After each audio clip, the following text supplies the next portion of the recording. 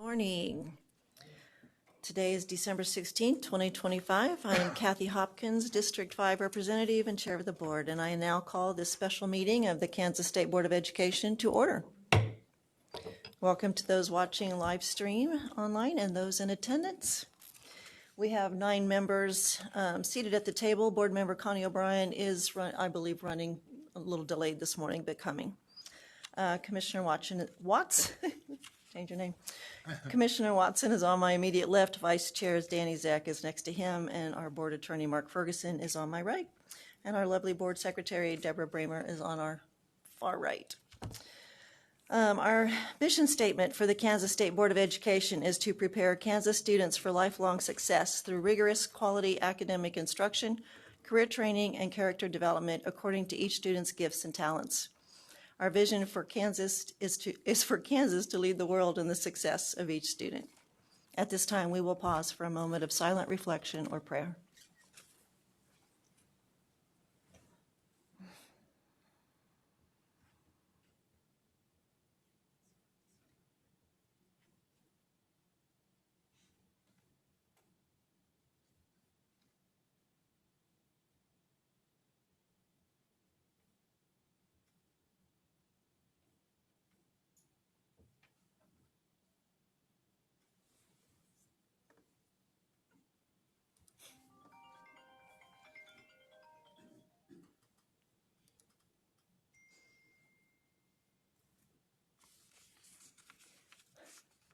We will now rise for the Pledge of Allegiance. Please join us. I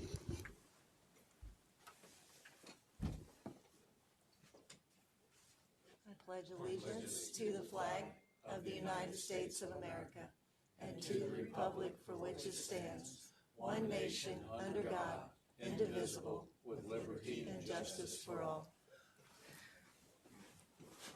Is that your phone?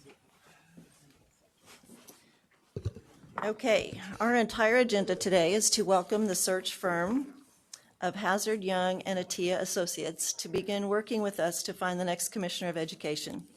Today we welcome Dr. Mike Ritchie, Dr. Max McGee, and Frank Henderson to our meeting. They will lead us through what the search process is going to be. I'm going to hand it over to them. And before I do, I'm going to say that we will go until around noon is what our plan is, in which we'll then have a brief lunch break, and then each board member will have the opportunity to be interviewed individually, but our meeting per se will end at that time. So, gentlemen, Great. Welcome. Good. Thank you. We are so excited to be here and to work with you and for you in this critically important endeavor of finding a successor for Dr. Watson. I sat next to Dr. Watson at dinner last night, looked down, and I said, "Hey, your shoes must be size 20 because they're going to be big ones to fill." And so we are thrilled to get started now today with this planning meeting agenda and with the individual interviews with you a little later this afternoon. As we go through the agenda today, there will be some sit and get where we just want to share information with you and with the public, but there will be plenty of opportunities for interaction. But most importantly, we want to make sure that any and all of your questions about the process are answered now. If they're not, you can contact us. The contact information is on the agenda 24/7, and we mean that. We have our cell phone numbers, which we publish widely. We have our emails.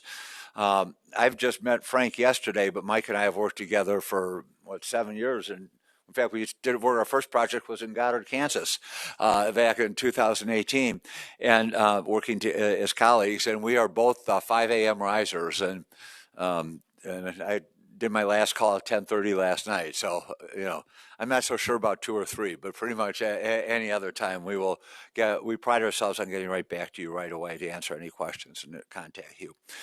So today we're going to briefly introduce ourselves. I'm just going to pass the microphone down, and then we'll review the search process, and Frank will start with that. So we'll just go right down the line. I'll do a quick introduction. have been with HYA since 2017. I became president in 2018, and I turned 75 in October and decided it's time to wind down a little bit and just do searches that really, really matter to me a lot. And I'll tell you why this one matters to me. Well, I started my career as a substitute teacher. I was licensed back in 1967 or 1970 in New Hampshire, because I had a car that would start in the winter and they needed a substitute, and that's a true story. They needed a coach. So, and I taught middle school, became principal, and ended up in end of 98, 99, 2000, 2001. I was state superintendent of Illinois. They call it state superintendent, not commissioner. So that's one reason I really wanted to do this search. And I got to know Andy Tompkins, who was commissioner then, and always admired and appreciated my time with Andy. So when this job came open, I said, I really want to write this proposal and work with this team. So it's a great opportunity to serve you and the 500,000 plus students you have in the state and all the staff. So with that, I'll pass it right down to Mike and then to Frank. All right, thank you, Max. So my name is Mike Ritchie, and I have been working for HYA now for the past 8 years. I'm one of the vice presidents, and prior to my work with HYA, I'm a retired school superintendent, 26 years as a superintendent, all in Wisconsin, small, medium, rural-sized districts, so I know the landscape of the land pretty well. And prior to being a superintendent, I served as an elementary principal, and then prior to that, I started my career as a fifth grade classroom teacher. So my whole life has been in education. Again, I live in Wausau, Wisconsin. It's right in the middle of the state. And I'm a little sad right now because I was in Denver doing a lot of work. We're working with the School Board Association in Denver and some other districts in Denver. So I flew in from Denver. And yes, I went to the Bronco-Packer game on Sunday, and it's just a bummer. So anyway, so it was a great experience. Good morning. Yeah, and he's not giving any sympathy to the Chiefs either.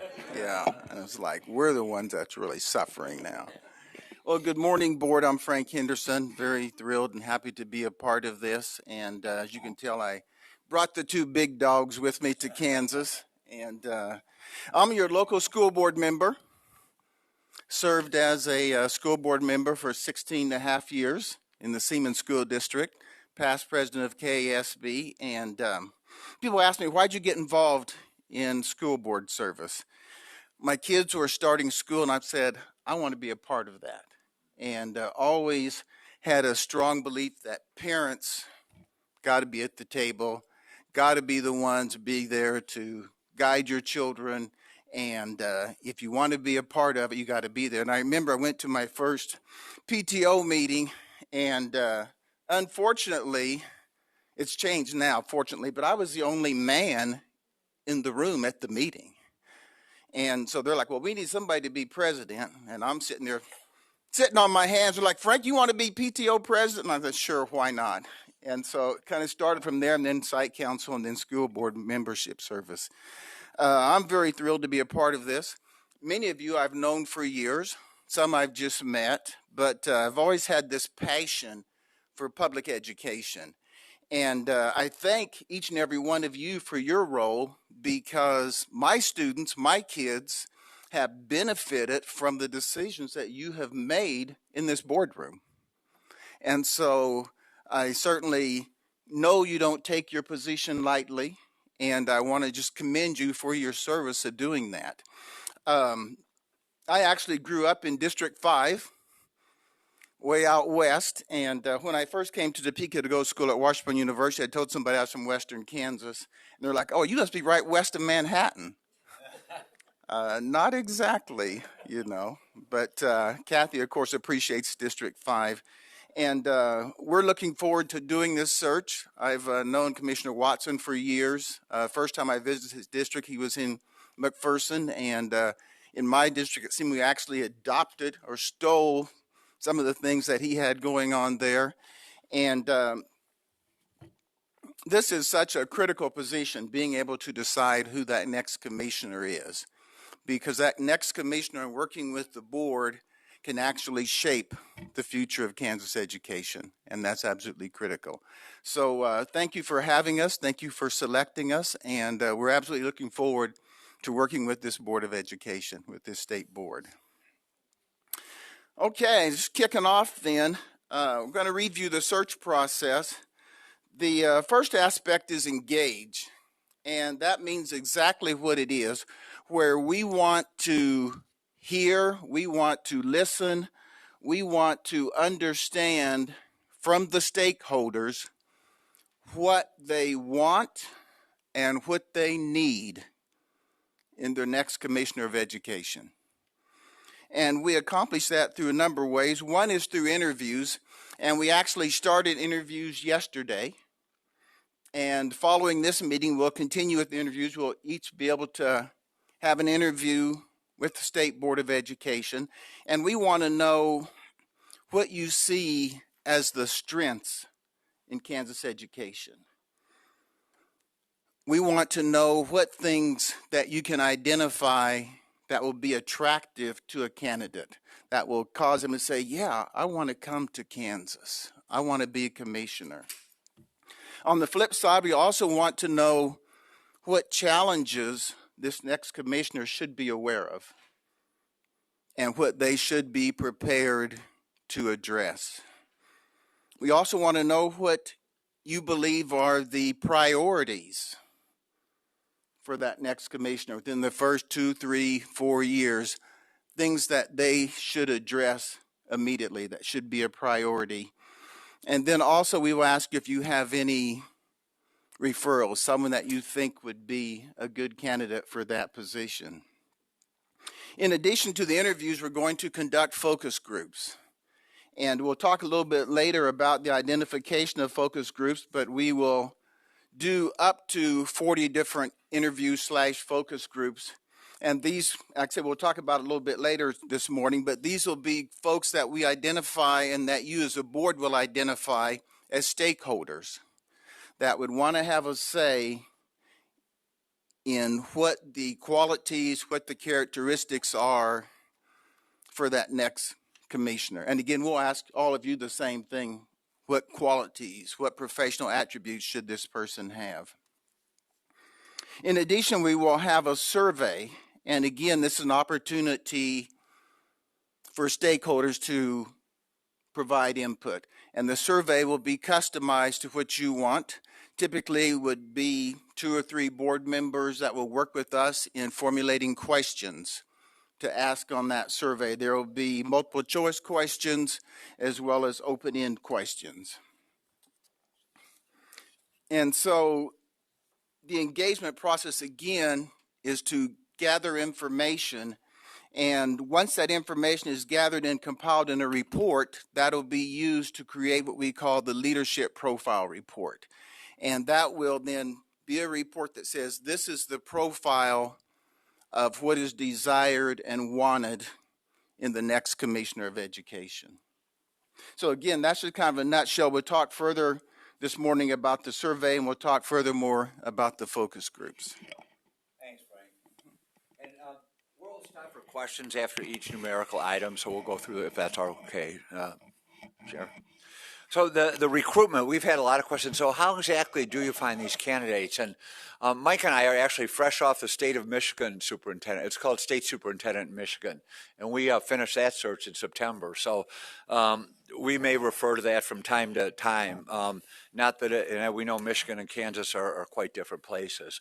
But along the process, along the way, we found some things that were very successful. So after this, these initial meetings today, we will start this week with recruiting.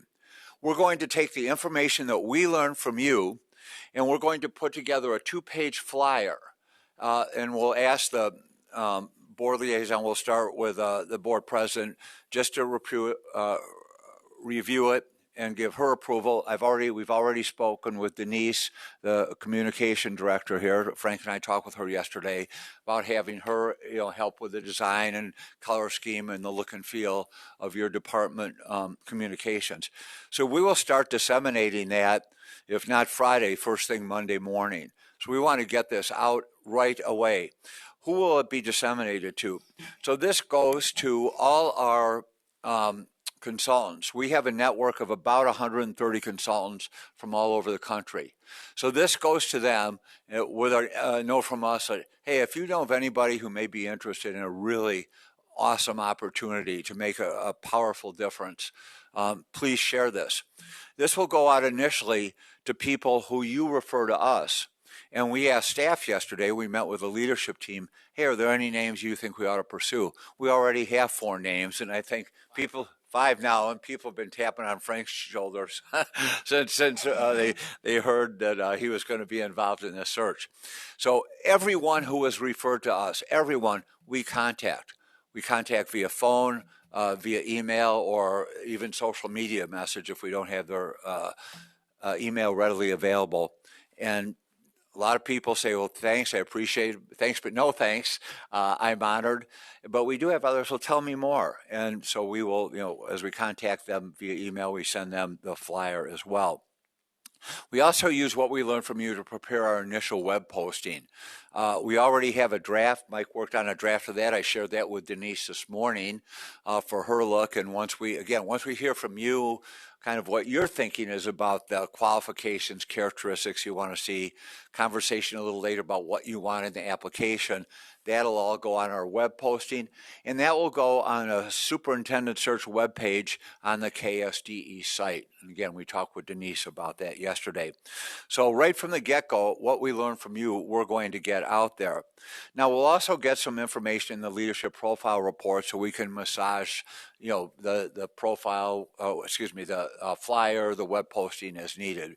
But we think, seeing as you're the one who hires the commissioner and the commissioner reports to you, we're really going to use what we learned from you and from the staff leadership just to get things up and out as soon as we can and start collecting applications.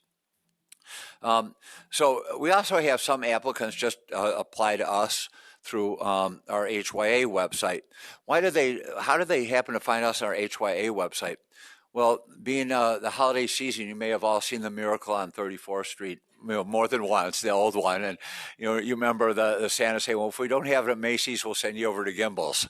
Well, that's what we do. We post every job, even our competitor's job, on our website. So people know that they can come to us and find jobs, and we have a map all over the country. So ours, of course, are posted first, and yours will be at the top. But they can find other jobs. So applicants come from all over the country. So even if we haven't reached them via outreach, via advertising, of course, we'll advertise with KASA, KASB. We will connect with anyone who's interested. We expect that we will. Well, what do we have for Michigan? 30 applicants or 30 to 40 applicants for the Michigan State Superintendent. We expect to get 30 to 40 applicants. So what do we do when those applicants come in as part of a recruiting process? First of all, we paper screen them. We always make sure we have a cover letter, resume, and then whatever else you will want on the application. And those that pass our paper screening, we start our deep background check on the internet using our artificial intelligence, using social media, using our back office. We scan for not just news articles, but we look at their posts, we look at online images of them, profiles, and we can, as much information as publicly available, we get. If they've passed that paper and the background internet screening, then we interview them, and we interview 30 to 45 minutes. If they pass our interview screening, then we call references. And we don't necessarily ask for letters of references. People will provide them, but we tell them we need people we can call right away. And yes, your application for now is confidential, but we need to talk to people right away. And, given our wide network of associates, we always know someone who knows someone. So we also call people that maybe they didn't have listed that we can trust. Well, hey, this is a super confidential call, but tell us a little about, the superintendent so-and-so or the somebody who would, one of the applicants.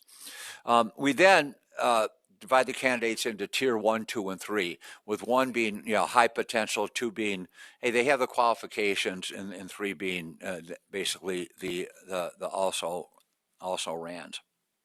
So when we get close to the date, and we'll talk about the timeline in a moment, where we are going to prepare a slate for you, we will confer again and say, we're going to bring you, and we'll talk about this a little later, the top whatever, 5, 6, 7, 8. And we're also going to list the tier 2 candidates. However, as Mike will explain in a few minutes, you have access to all application materials. So we have 40 applicants. You will be able to use the board portal to access everybody's application documents.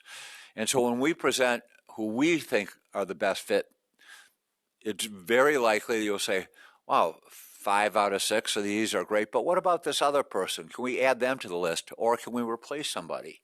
That's perfectly fine. It's your choice. We work with you and we work for you. And so that's why we have a tier 1 and tier 2. Every one of those tier 1 and tier 2 candidates has a point of contact, one of us. So we don't want candidates calling in and, gosh, who do I talk to now? So I'll have a certain group, Mike will, and Frank will as well. Before they are slated, we will inform that you're going to be slated, and if you advance to the finalists, we want to know even before that, are you going to take this job if it's offered?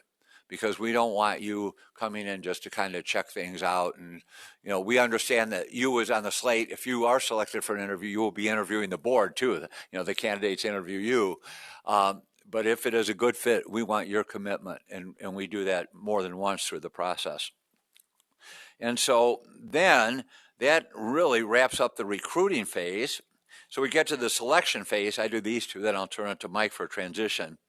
So when it comes to the selection, when we present the slate to you, we also give you a 1 or 2 page executive summary.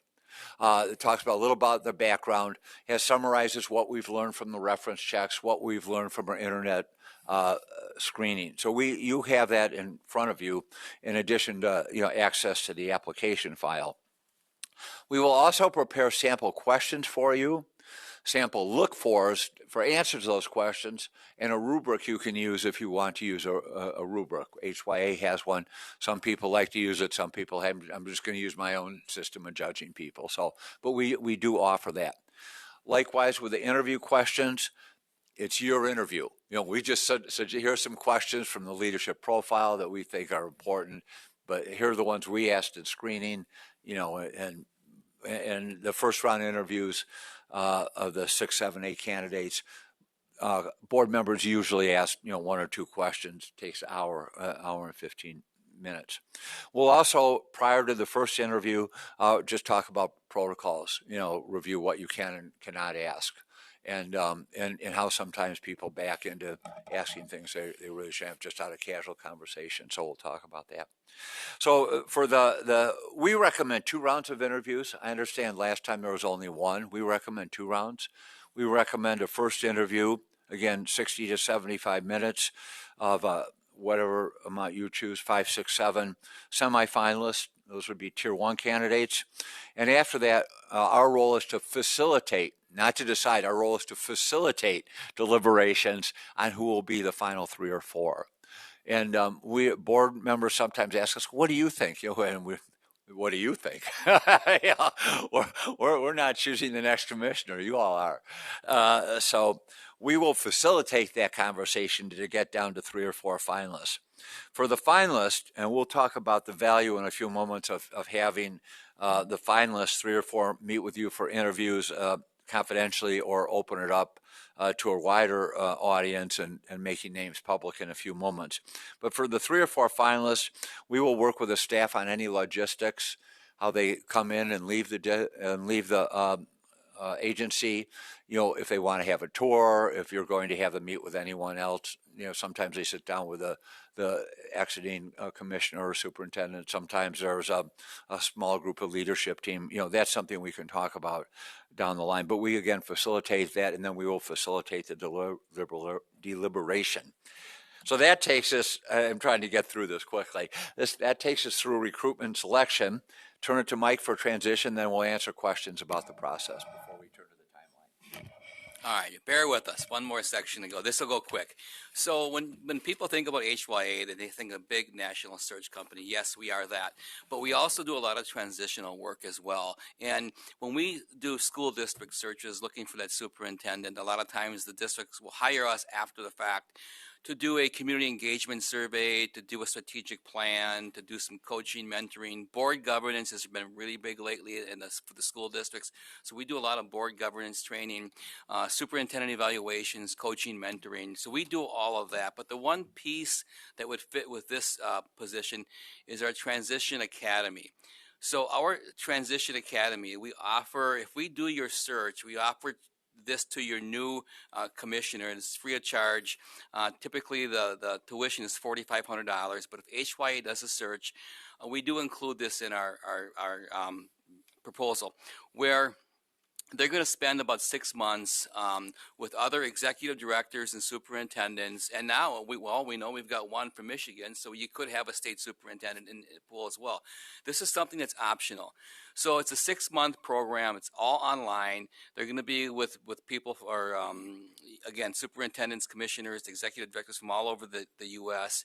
And we're going to talk about I'll show you. Each of the sections are broken down here. So the first thing, they're going to come in with a profile, the current strategic plan, and again, for schools, you might have a bargaining agreement, and we're going to expect them to have all of this in order. And then we're going to start talking with the first session. We're going to talk about, board governance. What is board governance? What is leadership? How do you work with your board? And I think that I think one of the neat parts about this academy is we also encourage the superintendent or the commissioner or the state superintendent to bring one board member with them for the 6-month academy. So it's 6 sessions, and so we allow a board member to attend as well. And then we start with a learn, listen, and plan, and then we're going to look at a framework of communication. We're going to look at those KPIs. We're going to look at measuring what's meant for success, a dashboard, benchmarks, what goals you have, a 100-day plan, and just that transition from one commissioner to the next commissioner is so important. So that's one of the things that we offer. Again, it's optional. They don't have to go through it if they don't want to, but we have this out there, and we're actually in our first full year of this transitional academy. This is something that's new to HYA, and we have had great reviews of what this piece offers, because we don't like to just do the search and then leave. So we want to make sure that we want to set the person up for success. So that's our Transition Academy. So with that, I'm going to stop, and then if you have any questions regarding the engagement, the recruitment phase, the selection phase, or the transition phase, please feel free to ask your questions. Did everybody get their app open on their computer? Because there's a shortcut on your screen. But Betty? I do have questions. Am I? Yes. Okay. Well, that was a quick presentation, but I am really kind of curious. I know you're going to meet with each board members and talk to us individually about those things that we would like to see in the commissioner. Now, help me understand. You have 10 people. I don't know what the other board members would be looking for, but when you are trying to pull this together to compare to the candidates, give me some kind of idea. Do you take all of our perspectives into consideration? If there's an outlier, do you throw that out? Help me see how you're going to interpret our information to best find a person that's well suited for Kansas. Sure, I'll start. So for the flyer and the advertising, we really try to summarize and compile what we hear in common from all of you, and there will be commonalities. And as for outliers, we tell candidates that we said, because they'll ask us, what's the board want? What are they looking for? And we'll say, well, this is what we found, and I'll give you an example from Michigan. So we had 2 board members that were really worked together, and I'll say outliers. I mean, they were super good board members. They kept everything confidential, but they had their own view of what we wanted, of what they wanted. So we did include I think, a sentence or so on the webpage. We told people, that I'll just make up their names. Jane and Joe will want you to really focus on much more on foundational basic literacy. And this is a true story. And social emotional learning, student wellness, that's not really important to them. It is to the rest of the board. It's one of the goals, but we just want you to know when you're interviewing, when you apply. Yeah. So we do want to recognize it, but we don't put it in our materials. Yeah.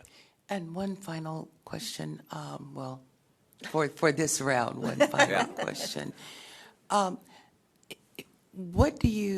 How are you seeing the market of availability? I hear you're saying people are interested, and that's great to hear. I don't know in terms of qualifications.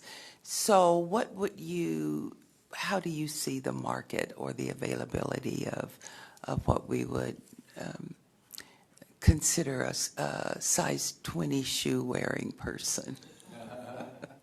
Yeah, so we tell boards that our job is to make your job difficult. And what we mean by that is we are extremely confident we are going to bring you 3 very strong finalists. And there's going to be a lot more, the quality is going to be great, but the pool of applicants we're seeing less applicants than probably 10 years ago. However, we are seeing quality applicants. So we would rather have quality than quantity. Mm-hmm. And so let's say we get, again, between that 30 to 40 candidates that apply. We are very confident your slate, your tier 1 slate, it's going to be your best, your most qualified. We are confident that we're going to bring you 6 to 8 really qualified individuals that you will be able to interview. And then, as Max kind of explained, we talk to you about narrowing that field down. If there's 8, 9, 10 in tier 1, and we work with you to narrow that down to your top 6. And then once you get down to your top 6, you do your interviews. We'll take you through another process to help you get that to your top 3 for your 3 finalists. But we are confident we're going to have 3 strong finalists. And we can make the job. I was a state commissioner, and so this was a while ago.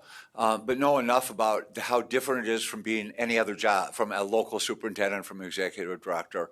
And I think that really helps people understand a little more what they're getting into and whether or not to apply. And I know Dr. Watson and I talked last night. We both took pay cuts for our positions because it was an enormous opportunity to make a difference. And your story about when you were first recruited, I won't repeat it, but it was, I think, we'll have a lot of people say no. We'll say, well, let me talk to you a little more. And then we'll turn it to Frank to talk about Kansas, and all he knows about working with a board. So we want people to go with their eyes open, but also we understand that they may need some convincing high quality people, because it's taking a risk. I mean, and it's an at-will contract, right? And so, but what a great opportunity. I mean, and having the fact that we've had the chance to meet with staff already, it gives us a flavor of the agency as well. Frank, did you want to add anything? No, we're all good. Okay. Oh, just following up a little bit from what Max said in terms of the agency and the attractiveness. We met with a number of the directors yesterday, and you have a very committed group of folks that are committed to the work, committed to the kids in Kansas. And that will be a factor in terms of folks wanting to be able to take the position, because they know they will have a staff that's committed. The only other thing I'm going to add quickly is we know this is a high-functioning board. We've heard nothing but good things about this board.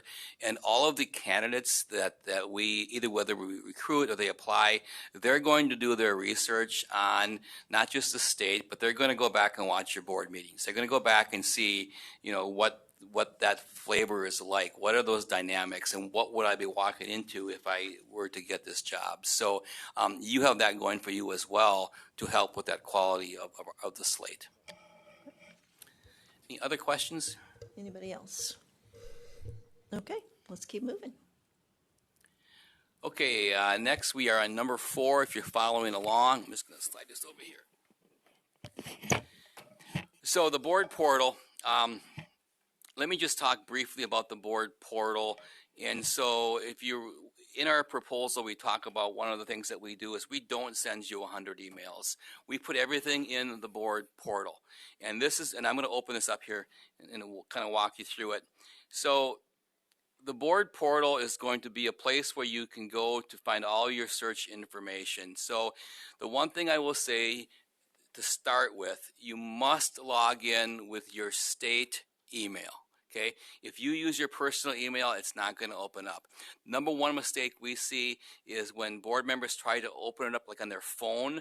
Usually your phone is going to kick you to your personal email, and it's not going to open up. So if you're on your laptop, you expect what works best is your work laptop, but you can use it from a home computer, but you have to make sure you're using your state email.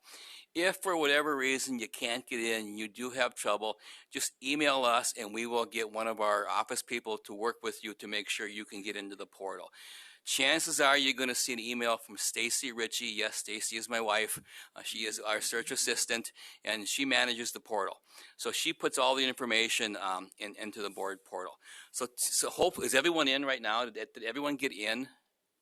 Awesome. And what we're finding too is when we do state jobs, whether any state department, the firewalls are a little bit tougher sometimes. And so we did have some issues in Michigan with a couple board members getting in at first. But once you get in, it should be a piece of cake. So the portal is going to look like this. And this is actually your portal right here. So the first, there's 6 tabs on top: home, propose, engage, recruit, select, and transition. So the home tab, we're gonna put the job posting there, and then we're gonna have the notes for our planning meeting. They're gonna go there. So the planning summary is a working document. So as we type into that, you're gonna see our planning notes. Then we're gonna have the timeline once that's finalized, and then once we present that leadership profile report, that report will go there as well. In the propose tab, this is where, if you ever have a question about what was in their proposal, what was in their contract or letter of agreement, you never have to worry about going back and trying to find it. It's in the portal. It's right there. So you can certainly go to the proposal, the letter of agreement, the contract. That will be in there for you as well.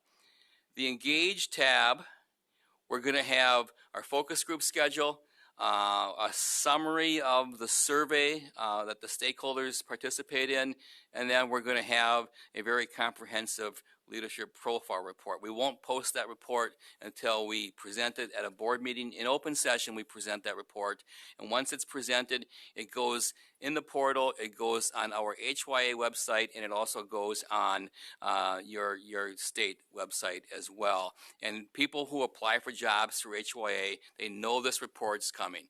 And it's going to talk about those strengths, the challenges, and what characteristics you're looking for in that next superintendent. So the Recruit tab then, this is where you're going to probably spend the bulk of your time. So as the applications come in, each of those boxes are going to represent a candidate that applies for the job. And so what Stacy, they have to apply through Frontline. It's our software package. And in Frontline, it might be 30 pages of application material. It's going to be 7, 8, 10, 12, 15 different documents. Stacy grabs all of that, puts it into one document. So when you click on one of those boxes, it'll be one candidate, and you got one click, and you can scroll, and it's continuous. So you're going to be able to see everything right there. It's very easy. It's very organized. You have it available to you 24/7. And you will see the applications as they come in. Once someone applies through Frontline, Stacy gets an email, and then she immediately takes that and puts it into the board portal. So the one caution I guess I'm going to have is in all of our searches, the majority of the people apply at the very end of the posting. So don't panic if it's early in the posting, it's 2 weeks in, and you don't see a lot of applicants. Especially the better ones, they apply at the very end. They don't want people to know they've applied for the job. And so they think it might leak out, so they tend to apply. And I'm not exaggerating, the last day, second to last day, And that makes our job difficult because now we got to vet these people and screen these people before we present that slate. But it happens in every single search. So this is a page where you're going to spend a lot of your time. And then once you get to the select phase, in that we're going to put the tier 1, 2, 3 document that we have. So as we screen them, as we vet them, we're going to actually place them in tier 1, tier 2, tier 3. Sometimes we move people around, so they might start in tier 1, end in tier 2. But that's because of the quality of people that we're getting as the search goes on. And you can certainly interview, as Max already said, anyone you want. It doesn't matter if they're tier 1, tier 2, tier 3. It's just tier 1. In our opinions and all of our research and everything we found, tier 1 is going to be the most qualified. Tier 2, they're still going to be pretty good, but maybe we found a little something in their background or a little something with a previous job, and we will explain that to you when we present the slate. And to be completely 100% honest, in tier 3, we're going to tell you I would not even look at tier 3. They're not qualified for this job, and they're not going to be a good candidate for what you're looking for. So that you can see that, and the nice part about that is you can really focus then on those tier 1, tier 2 applicants as you read through all of their material. And then we'll put the first round interview schedule in there. We'll put interview questions. We start drafting questions, but you ultimately have the final say in those questions. Like Max already said, we'll take it from the profile report. Again, for school districts, they have a day in the district, but you might want a day in the state office where the finalists are going to come in and spend a day in the office. And then the other stuff in there is once we get down to those finalists, you may want feedback from staff or other employees, but we talk about that kind of later as the search goes on. Again, pending what you want for the finalist. And then transition, we don't need to spend time on that, but the transition, just other services that we offer, and we talked about that Transition Academy, that's in there. So is there any questions you have at all regarding the board portal? Betty? Okay. I think it's related to the board portal, but I'm still trying to wrap my head around some of the process that's involved. Now, I understand that there will be people that will want their information confidential, may not want their current employer to know they're looking to move. I'm wondering from a character point of view, because a lot of information you're able to gain when you can talk with those people that they are working with. Other than looking at social media, how do you access that information? I mean, you can have a person that's full of knowledge, but it doesn't necessarily mean that they are a good candidate. How do you, based on your information, get some idea on working relationships? Are they a good leader? What do you utilize for that? We look for evidence. We look for work products.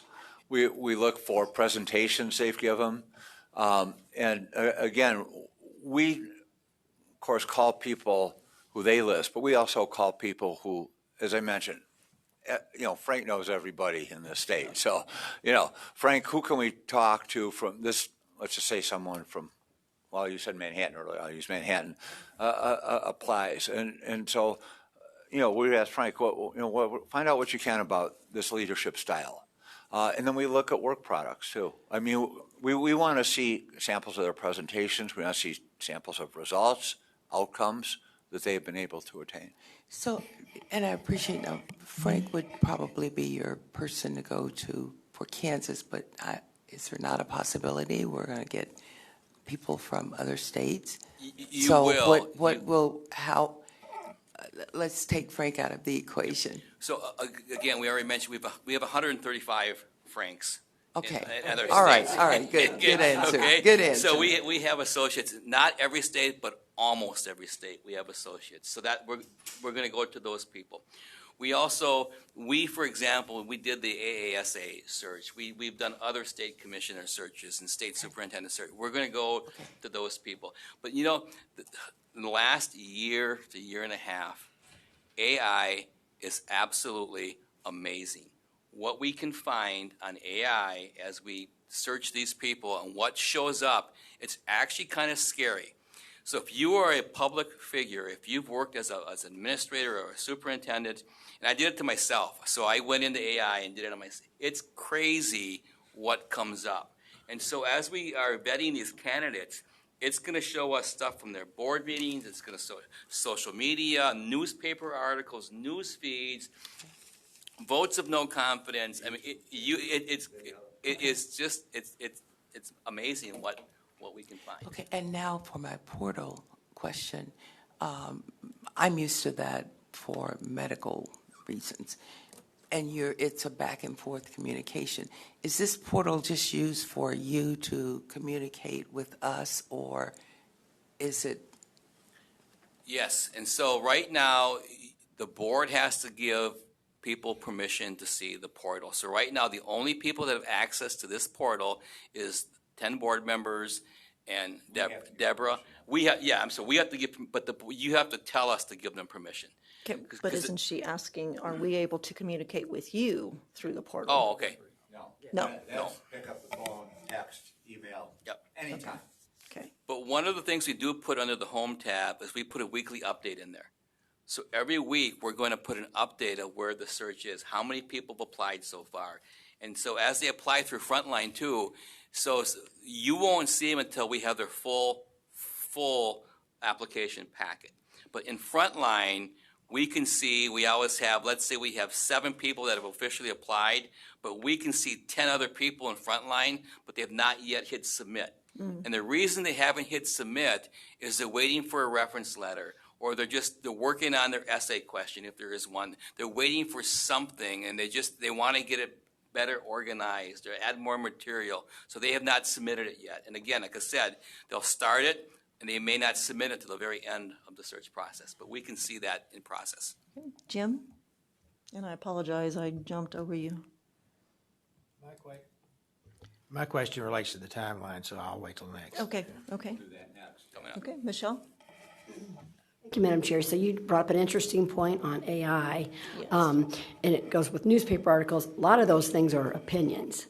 I looked up 3 different AI sources on myself a few months ago with my son, and we did kind of a little experiment with that, and it's incorrect. A lot of things are very biased, very like you said, newspaper article you could read about one person 3 different times in 3 different opinionated newspaper articles. So I just want to make sure if you're doing that and it's a resource, you're going to an actual source that would know that person or have factual. And we do, and we back that up. But when we do our pre-screening interview with every candidate, we end the conversation. Here's how we end our pre-screener. Okay, we're going to start doing searches on you. We're going to Google searches, AI. We're going to talk to people. As we do these searches, what are we going to find? Is anything going to come up in your background? And it can be anything school-related, personally, what are we going to find? This is your time to explain to us what we might find, because things can be explained. Okay? A vote of no confidence by a sitting superintendent is not the end of the world coming from the union leadership where they just had to negotiate a rough contract. That's common. But when you do the AI search, that's going to pop up. Okay, 70 people gave this person a vote of no confidence. Well, why? And so we will we'll definitely dig into all those situations. Good, thank you. Okay, let's continue. Okay, so you've been very patient with our sit and get, so now time for a little interactive work. So let's look at the timeline, because we do have questions and want to make sure these dates are all important. And they are all fungible, so we can move them around, but we would like to leave this meeting with a timeline that we can post on the Superintendent Search website and on our the KSDE and our website. So you can see we do a lot of week of. The 4th line says online survey optional. it's not optional. We think it's really important to do an online survey. We'll talk about that in a little bit. But we're looking really for, just kind of summarize, our engagement phase, the fourth line and the sixth line, January 5th to 16th, the survey's open, and we're looking at doing the focus groups January 5th through the 20th, knowing that probably the chances of getting focus groups together next week, and certainly between Christmas and New Year's, is nigh impossible. Some of these we'll do online, some of we'll do via Zoom. We like to have at least one all-staff Zoom session, maybe one during the day, one at night, so we like to include the staff on these. We'll talk more about groups a little later. But that's the engagement phase. Going back to the third line, it says posting and advertising to continue to the next 45 days. That may be 45 to 60. We're looking at closing applications on or about February 17th. So that would be 60 days probably from the initial posting, and but the advertising may not run the full 60 days. It'll be posted for 60 days. So that's really 45 to 60. We'll recruit all the way through February 13th, and we will start screening and vetting candidates as applications come in. So we may have someone just apply right away. We'll start the screening. But now is where we really need some interaction from you and some decisions. We would like to have the leadership profile wrapped up within a week after we finish the focus groups. Now, we said they may go out through January 20th. It may be quicker. It takes us about a week to write the report and to analyze the survey data. So it will be ready the week of January 26th, but you don't have a board meeting until February 10th. So our questions to you are a few options. One, we could have a special board meeting and just present the results of that report. Or if you have a special meeting, we could tack on to that before February 10th. Second option is to wait until February 10th and 11th and do the official report then. That really only gives applicants about a week to see it before applications are due. And the third option would be to email you all the report. Here's the report the week of January 26th, and we will be at the board meeting on February 10th, 11th to give a overview to the public. So those are different scenarios and options. But I know if you're going to have a special board meeting, there's a runway for that. So so that's a discussion point. We can talk about that now if you like, kind of what you. And as far as a special meeting and receiving the report, don't you think a Zoom meeting could be done for that? Yeah, I mean, should we have a special meeting or should we send you the report and then, I mean, that's really and just present it on the 10th or 11th? Yeah, Jim, of course. My concern is the interview times. Sometimes we make decisions years in advance, and I'm going to be out of the country during all the interview times. I'm going to be out from March the 15th to March the 29th. Oh, okay. And I would hope that we can make concessions so that I think it's important for all 10 of us to be involved in that process. And I'm sorry, but I just simply will not be available. No, we understand. And I knew that, and I didn't know the time frame of the commissioner's departure at that time. And I've made several attempts to withdraw his resignation, but I've been unsuccessful in each event. So I assume that I will continue to be unsuccessful in that area. But anyway, I just wanted you to know that, and Yeah, on the timing, we hope to have that first round of interviews done before you would leave. Yeah, before March 15th. So we'll just need an answer at some point if it's going to be a special meeting. Any other thoughts on that as far as the? We really don't ask for board approval. It's really, we just think since there's been so much investment from stakeholders, they ought to have the opportunity to. Absolutely. And we can just post it. I just finished a search for a school district, said, hey, send it to us and we'll post it on our website and everybody have a nice day. I mean, they really were not interested in a board presentation because they were too busy. So. Well, board, here, yeah. Let me hear from you. Melanie? I like the idea of sending it out by email. As long as we're not replying all to the email, we would just have the document, be able to read it, be ready.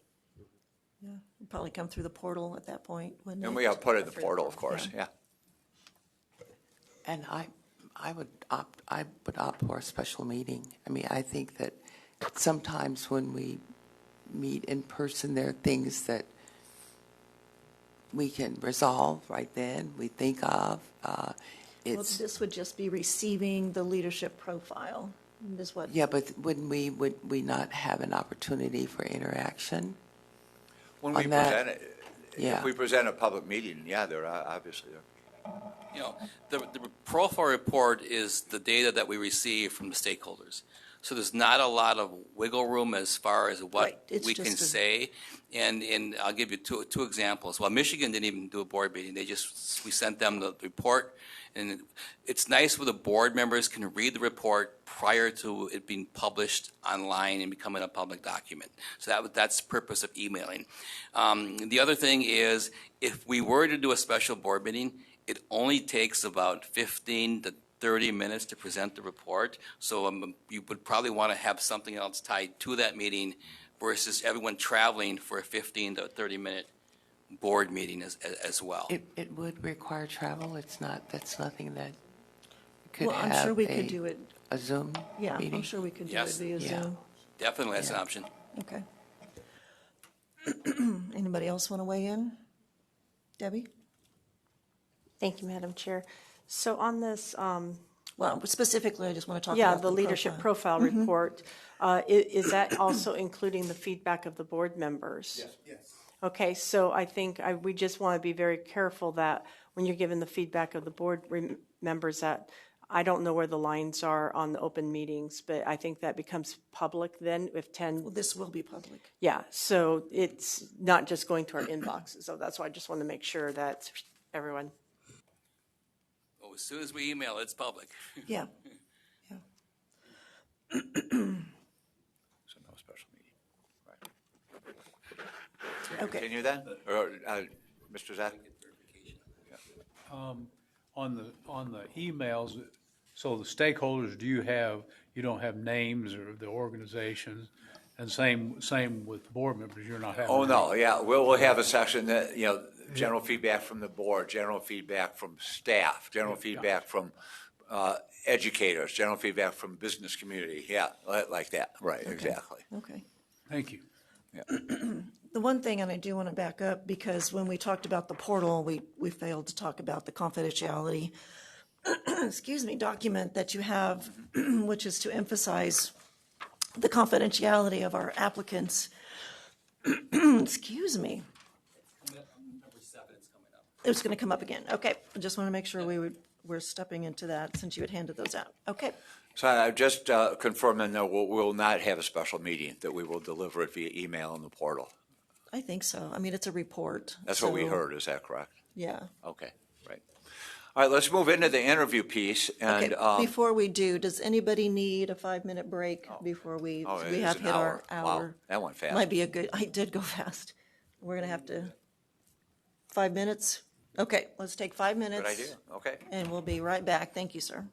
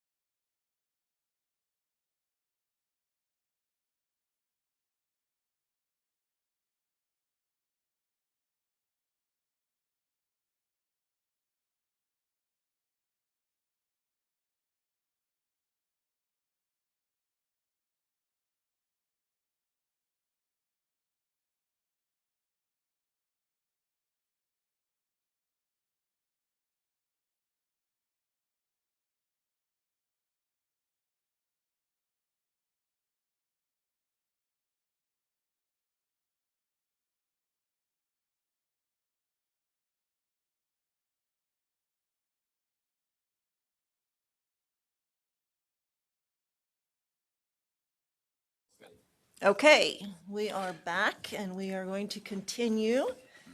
And I believe we're still in the middle of the search. Great, thank you. So if I could draw your attention on the timeline where it says a week of March 1st. So this is where you have, as board members on this, really you've just been checking the board portal and, calling us, texting us, emailing us as needed. But now when after March 1st, things really get busy for you. Our initial plan was to present the slate the week of March 1st. Now, we know you have a board meeting on March 10th and 11th. And so we want to present the slate to you ahead of that meeting. And then ideally, during that week of March 8th, whether it's right before the 10th on the 9th, or whether it's the end of the afternoon on the 11th and 12th, you could conduct initial semifinalist interviews, or we could just wait and present the slate during a closed session of a board meeting. The slate presentations are usually about 90 minutes. So it is, and they can go as the one we just finished in Indian Prairie went almost 3 hours, because there's a lot of discussion about, as I mentioned earlier, we brought in 6 candidates. We're not so sure about that. We want to add that, and all the members weigh in on who they want to add. So those tend to run long. So those are 90-minute minimum, that presentation of the slate and the conversation on who to bring in for that first round of interviews. Now, we realized that last time you only had 1 round of interviews. That's also an option. If you just want to say, we don't want to bother with the first one, we want to go right to the final 3 or 4, that's your choice. We recommend that you do 2 rounds, because you'll get to know the people a lot better. So we are assuming that, unless we hear differently.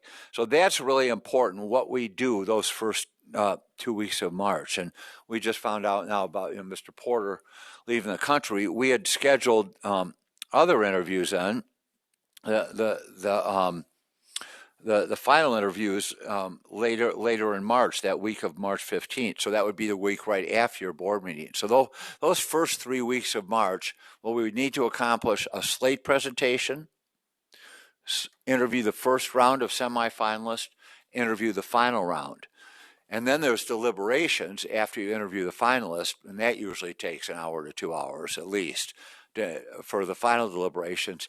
And then there's that period where you really have to negotiate the contract. So in the final deliberation, if you settle on one candidate, we like to call that candidate with at least the board president and vice president and whoever else from the board can stick around. Say, we've selected you. You are a person. We're going to offer you the job. You'll be meeting with Attorney Ferguson and your attorney to negotiate a contract. I assume that's, I don't know if you use Attorney Ferguson probably rather than your GC, to negotiate that contract. So there's a lot that happens those first 3 weeks of March. So we today would really like to nail down the date for the slate, the date and time for the semifinal interviews, and the date for the finalist interviews, realizing the more semifinalists have, the more time that's going to take. So it's hard to do 6 interviews in one day. It can be done, but and then deliberations afterwards. But generally, boards will do 3 at the end of one day, afternoon or evening, 3 at the beginning of another day, and then deliberate. Yeah. So with that, Mike, do you want to add anything? The only thing I want to add is this board is accustomed to meeting all day versus a school board. So if you did do 6, it is very possible to do 3 in the morning or 4 in the morning, take a lunch break, and then do 2 or 3 in the afternoon. For some of our school district searches, especially for the months of January, February, and March, Saturdays have been becoming popular for the all day. But that's because those board members are usually all working.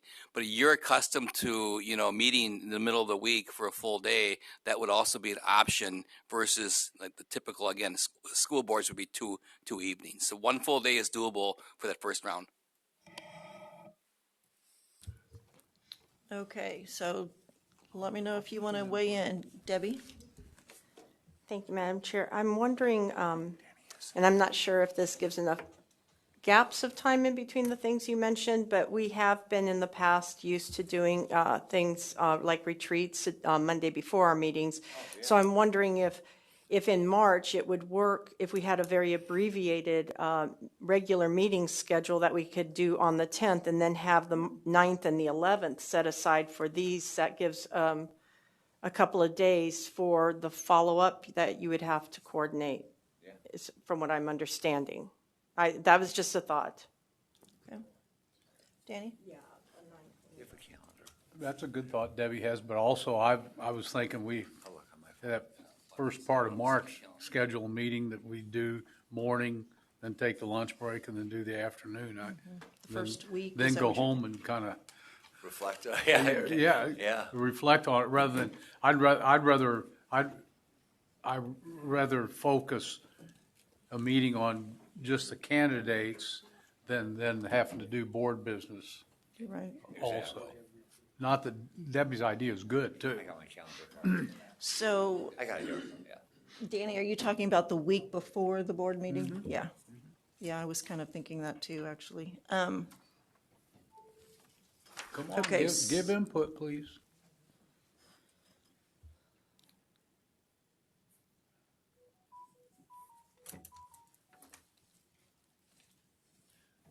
So, Ms. Potter, you were saying like come in on the 9th, if it was a Monday, that's before the board meeting on the 10th and 11th? Yeah, that was the thought, because Yeah. we've done that in the Okay. past with Okay. retreats and that, so it'd be dedicated days if we could keep the business Okay. on Got it. Tuesday and then have Monday, Wednesday. That's why I'm going to pull up my calendar and double check, so yeah, okay. And I was looking for that time to follow up because it sounded like you were talking second round of interviews and maybe not in the same day, but in a Right. different day, so. Michelle, thoughts? I mean, are you guys okay with piling it on top of a board meeting? Because that's a concern for me personally. That's just a lot mentally to take in.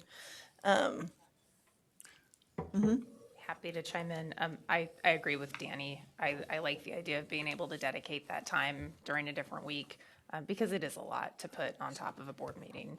Maybe if it was after the board meeting, it would be less taxing, but I'd rather not do it on a Right, whether Monday. we went maybe Wednesday afternoon, Thursday idea.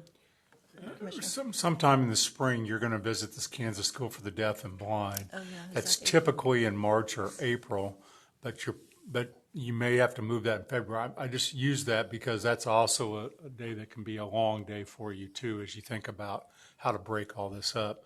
Thanks for that reminder. And Deborah, do we not have which month that is yet? April, okay. Well, that's tentative, depending is. on, this is your most important No, work. it is. And Exactly. so, At this and point, so that's what we've been we may sitting have on. to even move that to February if indeed you're going to make a selection in April and you don't want that to be at the School for the Blind and Deaf. So No, we don't. I can help with those logistics, but just know that, that's a full, at least one day. Sometimes it's been two, depending on how you want to do it. No. Yeah, I mean, another option is moving the finalist interviews until after, into April. We do want to stick with that target date by April 14th, 15th for an announcement, but that would mean, So that would mean the slate presentation and first round would need to be in March, and then the finalist interviews would have to be between the two board meetings. right. So does it make sense if we went the week before our board meeting, whatever day, and then And yeah, And then you Easter's waited the until 6th, the right? 1st of April for the finalist? Like, does that make sense? That's almost like a full month in between. Yeah. Yeah, I'm just trying to, I mean, it's doable. The one thing I was looking at is, could you do the slate, could you tie the slate in with your March 10th and 11th board meeting? Because the slate is probably anywhere from an hour Right, and a I half. said that to 3 hours, yeah. It just Okay. depends on the slate. 3 dates, yeah, slate, first interviews, final interviews. so the slate being how you are bringing to us. Right. Now, The we could do candidates. that remotely if you do remote too. I mean, if the time and travel is too difficult, And then the actual semifinalist interviews. right? So So the slate set aside an hour and a half to 3 hours, semifinalist a day to a day and a half, and finalist can be half a day, Well, at least, okay. minimal, half a day to a day, yeah.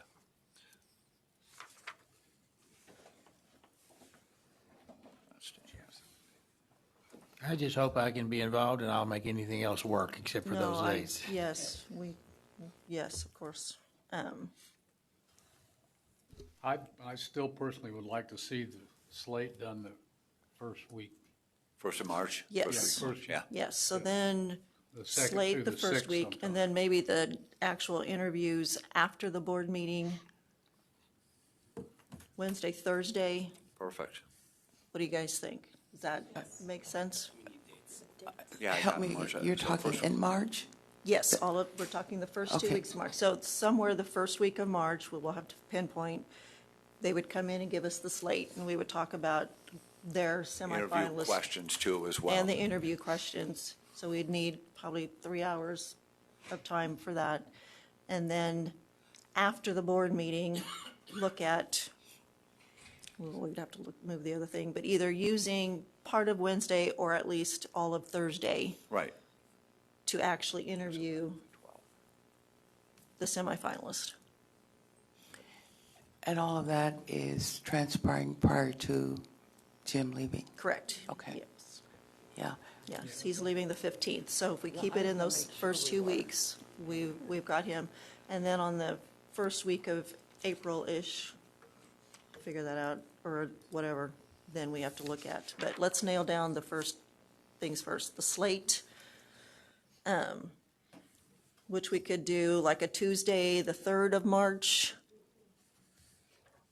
Can we nail that down? That's going to be an executive session that I don't think we want to, yeah. Yeah, we need to do that in person, I think the slate is better in person. yeah. Yeah.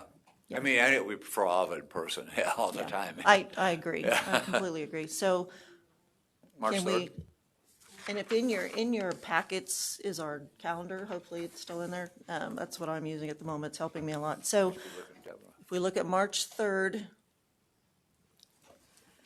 Madam Chair, could I clarify that? Because I had written down that you had said the slate would be 1.5 to 3 hours and it could be remote. we really want that, that's an executive session. We really want to keep that Yeah, in that's person. closed session. What he said was closed, I think, is what he said. So that's an executive session. So March 3rd, which could be anywhere from 90 minutes to 3 hours, just making sure we're giving ourselves plenty of time. So we could start at 10 a.m. as we kind of been doing for our special meetings. Okay. Okay. And then following the board meeting, I lean into the 12th, just doing the whole day.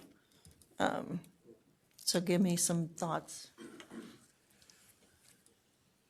Just stay over another day, do the full day of semi-finalist interviews.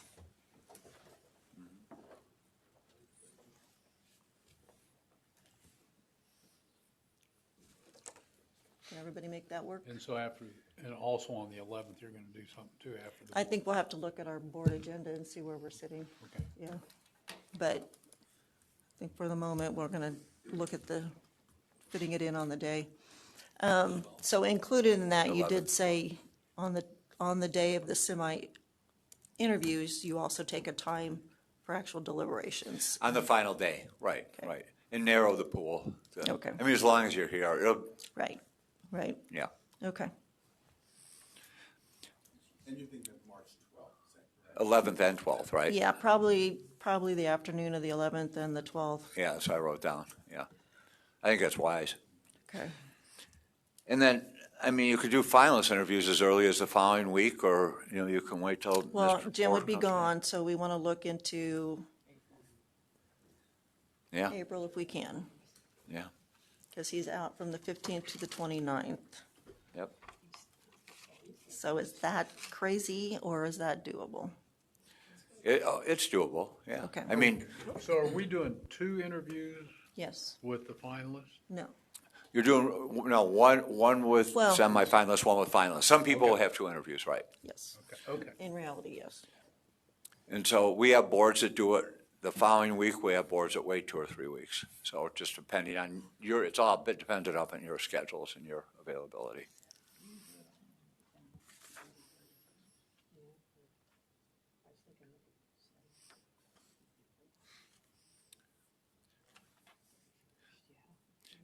And we know you need some lead time before the April 14th and 15th for the contract and board agenda and all that. So if we look at the week of March 30th Yep.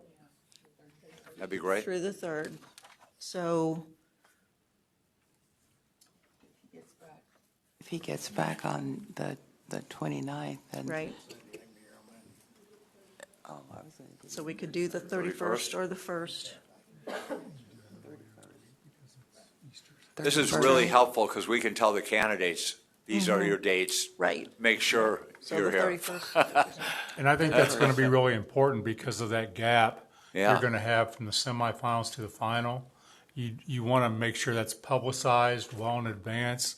Otherwise, those semifinals are going to get antsy on you because usually that turnaround's fairly quickly. So And that, this way it can be Publicizing that explained and exactly why what you're we're That's our doing. job. Yeah. Yeah, right. They'll And- have the explanation of understanding of Yeah. just, In a few minutes, we'll be discussing if or when we make finalist names public too, so. okay. We- So we March would- 31st, that Tuesday again, stay with the March Tuesday. I think. 31st, Okay. perfect, Okay, so March 31st. great.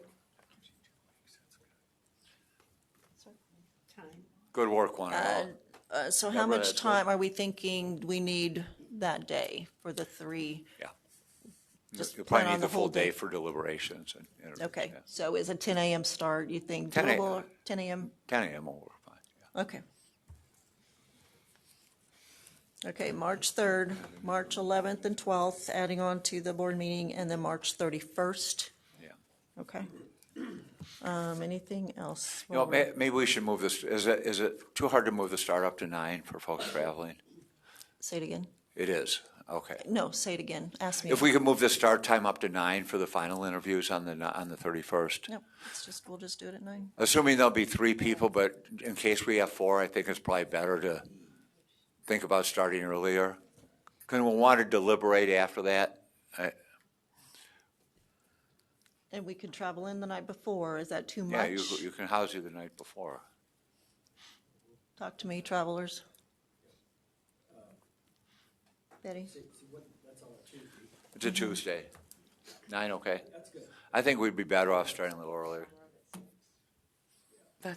Yeah, I'll make it work, even if I come in before, because I think it's more important to be very fresh and thought out, so. Okay. Yes, it is. Yes. Exactly. Okay, Okay, that will work then. Thank you. all right. All right, moving on then. Well, we could start at 7. Yeah. I'm Danny's- good with that, Danny's Mike. an early one. Frank, I'm up we're and good with going that. anyway.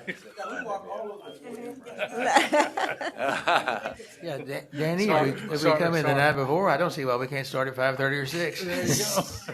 Okay, are there anything else on the timeline? I'll let you finish the timeline now, sir.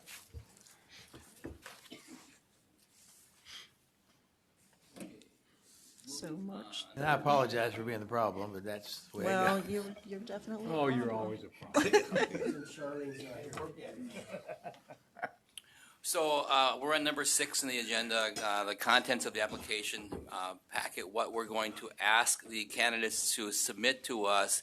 So typically what we would do is the obvious would be a cover letter pertaining to this job, a resume, and then a list of references with contact information that we can call immediately. So those are the 3 givens.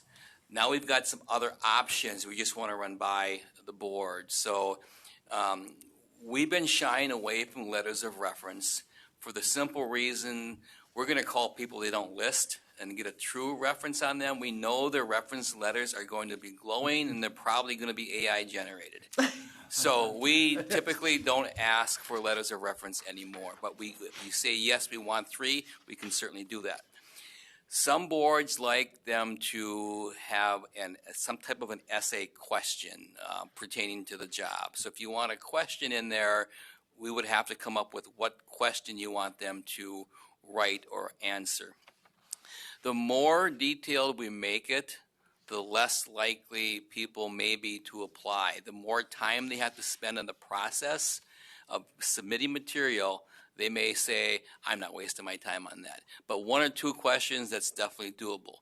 Sometimes the boards might say we would like them to submit a 1.5 2-minute video introducing themselves. Again, it's mixed feelings on videos because some people think a video might be biased. Okay, you might see something in the video and well, look what that person's wearing, look at the hair, look at whatever. So again, it's totally up to you. One of the things I like is have the applicant say to them, you can add up to 5 pages of any material that will help sell your candidacy. Whether it's some press release, an article they wrote, something that an award they won, something that shows some of the work they're doing within their district. So that's another option. Did I miss anything? No, we do a lot of workshops for applicants. We say if you're not putting links and QR codes in your resume, you're behind the times. So some of those work products, they ought to know how to do more. The 5 pages is a great idea, but they ought to be able to provide plenty of evidence in that. And it's interesting how few people do that, and how, these people were coaching. Oh, wow, that's a great idea. But, you look for a resume from a 20-year-old now, and that's what it is. It's links and QR codes, yeah. Okay, so you need to know from us today. Yeah, well, we What need to do know we- if you want anything additional, then we would usually we work with the board chair and vice chair Okay. on what the essay question will be, or if you just want Any basic. Any If you thoughts want a on an video, we need to actual know. essay question? I mean, I'm not given to go that direction personally, but any thoughts anybody wants to jump in on? Melanie, anybody, Danny? Kind of on the spot. Yeah. I'm really focused on leadership skills. So I'd love to see essays on their perspective on leadership and how that trickles down in their organization. Yeah, and we limit our word limit, so give us a 500 maximum, 300 word maximum, just outlining your leadership style and management. Or do we ask for, if you have additional product, additional one, yeah. information regarding specifically leadership skills, I like that. please add that in? That's a good option. I like that. Does that work? And that kind of puts it on them. If you got it, we want to see it, but we're not requiring it. No, some flexibility. Okay. Okay. So we encourage you to add additional materials, Yeah. Specific- showcasing your leadership. Yeah, Leadership abilities. yeah. Okay. Okay. Okay, I like it. onward. All right, number 7, confidentiality. So the number one question, well, we get 2 questions from applicants, and the first question we always get is, when does my name become public? Okay, they don't want that name out there. And so you have a form, it's a confidentiality form that we are going to ask you to sign, and we're going to talk a little in a second about open and close, but so if you would look at that confidentiality, it's really important, especially when applications start coming in, that we don't talk about who's applying, because people will drop out. If their name gets out, they will drop out, and they could get in some kind of hot water within their district because they've applied for another job. So the confidentiality is really, really important. The other question we always get is, are there any internal applicants applying for the jobs? People want to know if there's internals that they're going to be up against. But the number one question is definitely, when does my name become public? So within this process, Kansas has a lot of flexibility. Unlike some other states. Some other states, you have to release the names right away. So what we like to see when we have flexibility is the fact that all the names are confidential until you get to the finalist. And then once you get to those finalists, even though you can still keep those confidential, we would recommend, or again, up for discussion, that those names are public when they're finalists, because a couple things happen. your stakeholders, your employees, they want to know who those finalists are, and so they want to be able to say, oh wow, so and so's a finalist, and they want to be able to dig into the person's background or whatever. So that's really important, and the finalists now have skin in the game. So if you make it a completely closed search, you get down to your finalist, it's very easy for them to drop out because no one knows they applied for the job. If they're a finalist and the name is public, the name has been released. So it's a little bit more difficult. And we're going to be coaching and working with them all along to make sure they're still in and encourage them if they're not interested to drop out before they become finalists. But again, it's your call as far as when you want the names to be public. Okay. Feedback board?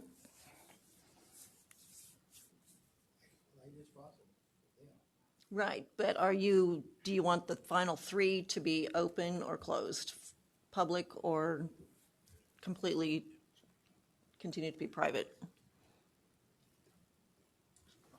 I like what they're saying about the skin in the game part, and I like the idea if it is open, then we can do the come through, tour with the staff. There's exactly. that openness of at least those final 3 that are allowed to do that. So you get, one of the things, and I'll just put out there my personal thing, when because we've been here or most of us, maybe not all of us, I guess, for the hiring of Frank Harwood and Renee Nugent, was to hear how the staff felt about them, the people they have to work with every day. And to me, that's just I think it's respectful also to our staff, but I think it makes sense to see their reactions to people and how personality is a big deal. So that's my thought, because if we have those 3 finalists open, then there is that engagement with the agency. Yep. And sir. I'm definitely open. They should be open. Okay. Because we did interview a local board, and one of the final candidates told us in the interview that she was just doing it. She wasn't serious about the job. So, We have. yes, Melanie? I agree, open. You have me a little worried when you said they drop out, but you know what? If they're going to drop out, we don't want them. Right. So, yeah, open is great. Okay. So closed until we get to the finalists. Once we get to the final 3, 4, once they're finalists, then it's open. Perfect. Okay. Thank you. Okay, we're going to turn this on. More participation.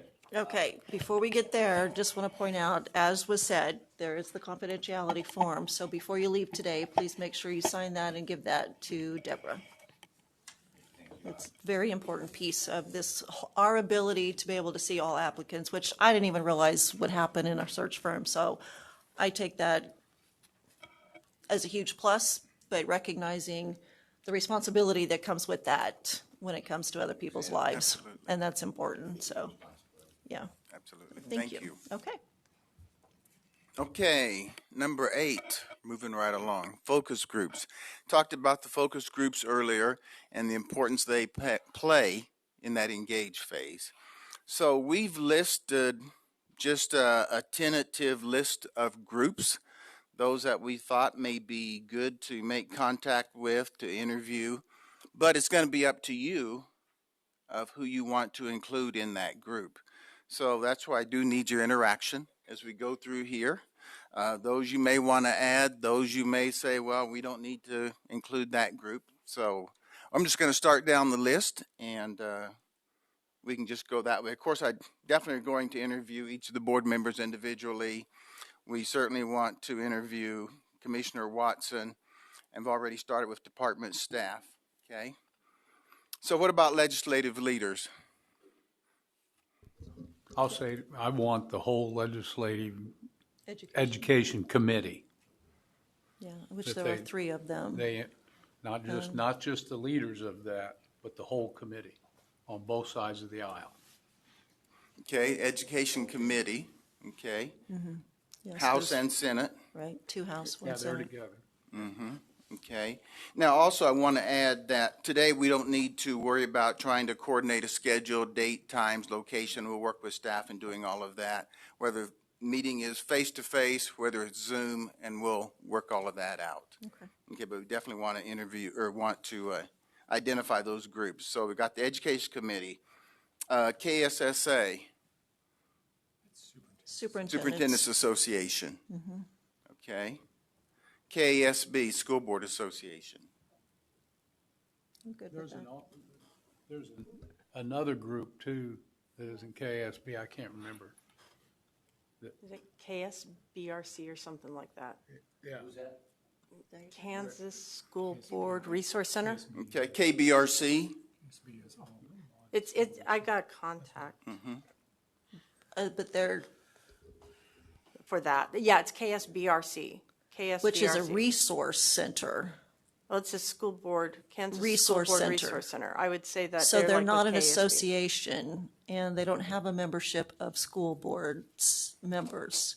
That's who they are. Right, they are a So, resource center, yes. correct. Yeah, right, like. But they're what like I'm a saying is they KSB. don't speak for local school boards.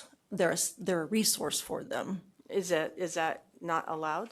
Well, I'm just pointing out exactly who they are. Right, okay. So I- those I- letters mean that they are a Kansas School Board Resource Center. Okay, Whereas yeah. KASB is literal membership of local school boards. So therefore they have a representation. I So think they that's do, all they I'm saying. do school board conferences and stuff like that, so they would probably have some good input, just like Well- KSB. Madam Chair. Yes?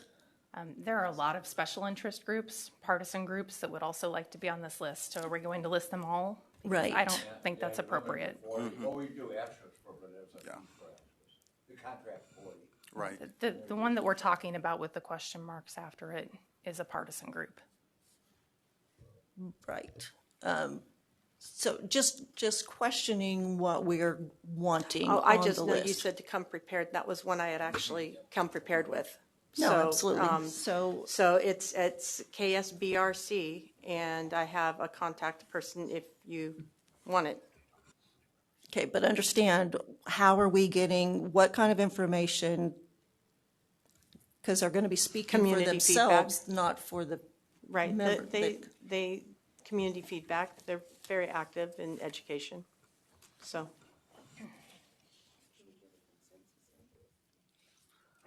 We have 40, so, and it said to come prepared with, I also think Moms for Liberty should be on here too, because they're also very active in education, but I was kind of waiting until they came up to more. So board, Okay, Madam Chair, yeah. yeah, board, we have to have a consensus, or if we're going to start adding every group. Because there are 1,000 of them out there. I can think of several right off the top of my head as well. So I need a consensus on whether we're adding special interest groups, which is what they are, versus organizations and legislation type things. Mark, did you have a comment? Just a question, maybe you can address, if it's not a specific identified focus group, what are the other avenues for those groups to provide information? Oh, there you go, 'cause we're gonna have I online mean, there's surveys. alternate paths to sharing information if it's not a focus group, so maybe you can just. That's a good thought. I hadn't thought Right. of that. Well, of course, we'll have the survey, okay, that anybody can add to and participate in Because that. that's going to be open to the, Yeah. anyone. Yeah, Oh. that's open to anyone, yeah, oh, okay. Yeah. Well, so that's an avenue. Right.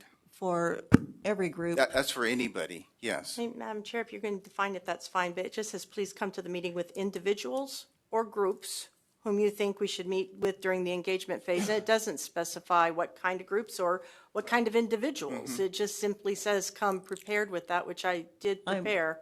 So And we're having a discussion on the ones you brought, just as we will with anybody's. Jim? And typically also, Madam Chair, we'll have a Zoom that would be open to anybody Okay. that wants to participate in that. Yeah, yeah. Oh, well, great. So So- there are a lot of opportunities for everybody to pipe Correct. in. Jim, did you have a comment? I'm sorry?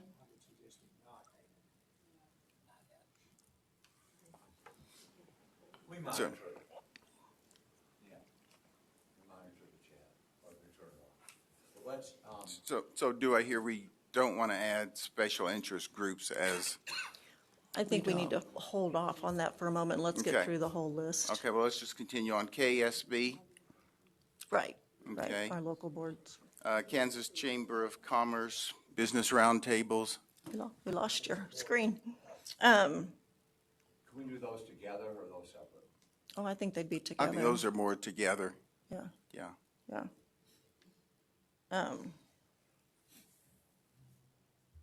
Kansas PTA,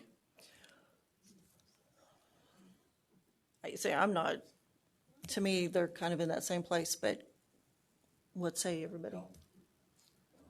okay. About service center leaders. I believe so. Okay. Anybody else?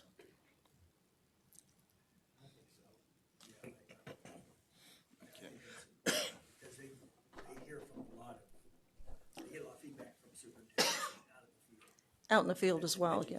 Especially if they come in and do PD in their centers. Okay. Special ed interlocal co-ops.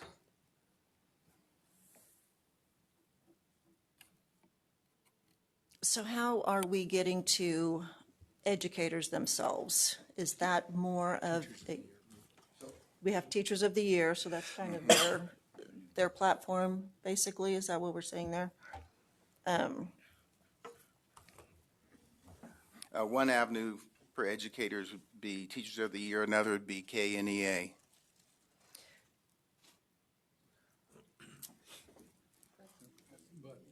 What is the other, there's Isn't that another under union leaders? organization also in They're not a Kansas. union, but they're an association with a membership of educators. And then some school districts have done away with KNEA, Right. and this particular group is their bargaining unit now. True. Well, no, it's not that they're their bargaining unit, it's that that KNEA no longer is, and they get to choose. There's a American AFT? Association. Are you thinking of AFT? No, Or which one? no, it's called KNEA for the short, but it's the Kansas chapter of the American Association of Educators. Okay. And they're not a union, but they are a membership supporting educators. Okay. That's one we want to add? Okay. It's KAN and then AAE, and I'll get you contact information. Okay. Okay. But they are a membership of educators, top to bottom. Okay, very good. Okay, what about any of the early childhood gifted talent, any of those type of groups? Definitely higher ed. Yeah. Don't you think? Board of Regents? I would think so. We Okay. work very closely with them. Okay. I don't know what early childhood means. Like when we say that, what does that mean? And how are you polling? Like what's that? Like I don't know an organization, so I'm trying to. You're gifted and talented will be under special ed. Right, gifted and talented are within special ed. So basically what I hear is probably like having some group that would encompass special ed, that would include gifted talent, all of that. Yeah, Chair. some way. Go ahead, Melanie. Excuse me, sorry. I think that the group you're looking for gifted and talented is KGTC. It's the Kansas Association for the Gifted, Talented, and Creative. Okay. Thank you. Yeah.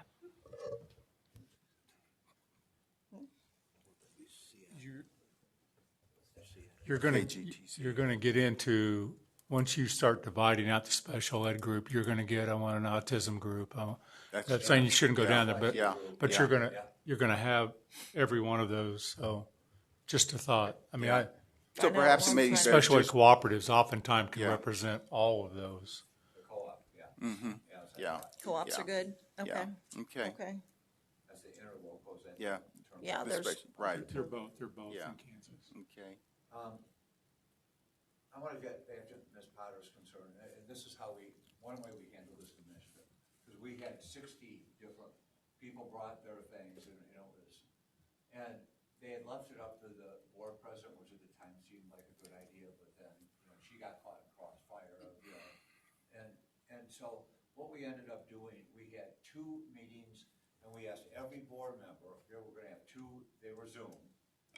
Here's a time, here's a date, you can invite whoever you want. Oh, So, and that seemed to work well. We had about 20 to 30 people on each one. that's a really good idea. And it was, so you can, you know, it sounds like you had a rather, a list, I know you Yeah. did 2 of them already. Yeah. You probably had more. I only had 3. Thank you. But yeah, because right now what I'm seeing is the only people on this list are the education community. We represent parents, we represent a lot of different community people, and this is like none of them. Okay. So if we do, so my count right now, if we do 2 of those, we're up to already, when we do an open staff meeting, I think we have 26. So there is room for more as we go along, but at least we could start with these. Yeah. And we'll schedule that, if that works for you all. Yeah. Or you can say, I'd really like. I think that's these a really people good to idea. Have an opportunity. Yeah. And Yeah. if they don't mind doing Zoom, it worked really well. Yeah. Yeah. And we set aside a longer time for those. Most of the focus groups are 45 minutes, but these are like, you know, we'll set them for an hour and we'll stay as long. As long as you need to, yeah. Yeah, and it's great. People get to say what they want to say, and we use the Yeah. chat and all that. It takes 2 or 3 of us to manage it, but it works really well. That's a really good idea. That sounds Thank you. workable. Yeah. Great. Yeah. And then as we, like you said, any people we know, we can make sure that word gets out there, parents that we've worked with and all the things. Okay. Okay. Very good. Thank All right. you. Thank That's you. Perfect. Now, the private and parochial school representatives, because we have the CARES, the KAIRS organization that I would assume would represent them. So Kansas Association of Independent and Religious Schools, Okay. which we have because we accredit, 90 private schools. Right. So we want to make sure we're representing them well. Okay. Very good.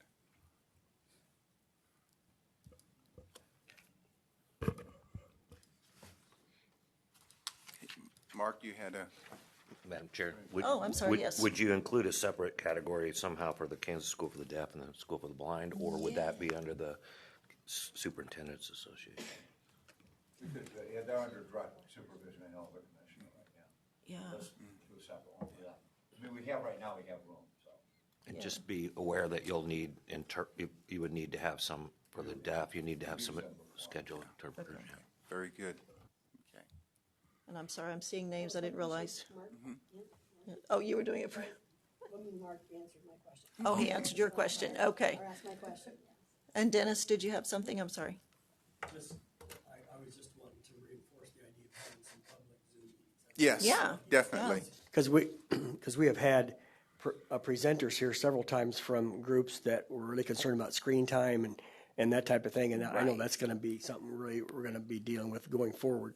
So I just want to reinforce that make sure we advertise those public Zooms for those, Well, like you said, independent anybody people. we're connected to, we can make sure we're getting that out there and be able to help with that. But yeah, I was thinking of the screen people actually when we were talking, like this list could get a little bit crazy pretty quick. So I like your To options. clarify, you were going to do those with individual board members and who their invitees were, right? Say that again. You were, to Debbie. clarify, I was just saying you were offering that to individual board members to bring their invitees. It wasn't going to be yet another big board thing, right? No, individual board member, you invite, so we'll set 2 dates, 2 time slots.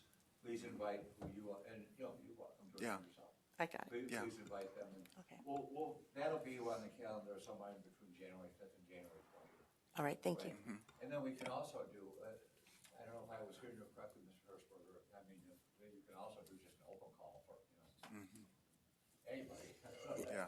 Well, I just like the idea, and it was this is kind of after the fact, but what you suggested to have public Zoom forum, that's just a great idea, and I just think that would take care of a helps. lot of the issue that we're talking about right now. All right. Thank you, Dennis. Yeah. Did you have something? Okay. So we'll work with Deborah and Denise probably, sketching all these, Yeah. Okay. and share a Thank you. I really good. like that. I knew you had the online survey, but being able to actually do Zooms is really beneficial. Thank you. All right, thank you. I guess I do have a question. Oh, Madam Chair. sure. Just because this probably will come up in some capacity, are these focus groups, they're going to be online and some in person, and will they be recorded, or you're just gathering the information and summarizing, but it's not because it's not a group or a subgroup of the board, it's not anticipated to be recorded or published in any way other than the results of your forum. Right. Yeah. We do not record them, and to preserve people's confidentiality, so we get candid. And we'll work with Deborah on which ones are in person. Like the legislative committee, I really think we're better off being in person. Maybe, I mean, you know them better than I do, and others are fine. Yeah. Okay. Okay. Thank you. Any other questions, board? And hopefully that covers the entire state in one way or another. So the online survey, this is, here's, as we mentioned several times, we do have a customized online survey. So I know you can get off the shelf ones, but we like to customize it. So the way we do this is usually work with a subcommittee of a couple board members.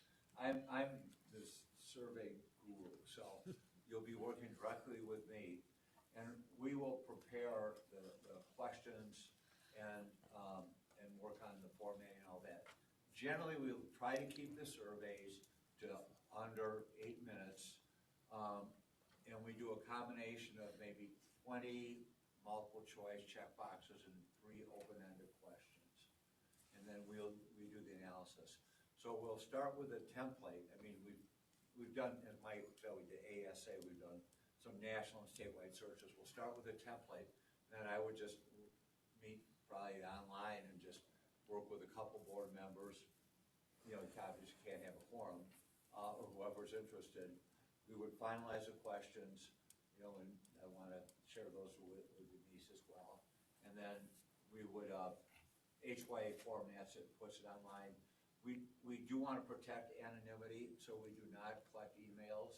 We'll make it very clear when people respond to the survey. You know, it does collect IP addresses, and our back office does some analysis to find if people are trying to game it. But, you know, we had almost 2,000 responses in Michigan, so, you know, nobody's going to fill it out 100 times trying to, I mean, they may, it's not a good use of their time, because we'll find it out anyway. And then the online survey link gets posted, and the QR code we like to put on, you know, things that go out from the agency, and of course on our website as well. But usually it's just a great way for the agency to help everybody feel included. You know, you send it out to your contact list too, and your whatever passes for a Rolodex. Looking at Danny, whatever passes for and Jim for a Rolodex these days. You know, you send these out to all your people, to your friends too. And then we also work with that subcommittee of, you know, how far do you want this disaggregated? Do you want it disaggregated by regions? Do you want it disaggregated by educators, non-educators? So we don't want to get too granular, but, you know, I think it does help to have some big picture disaggregation. One could we talk about the focus group of students here, you know, for that. Right. So really what we need today then is who, I mean, that's a process. I won't have to take questions, but 2 or 3 people that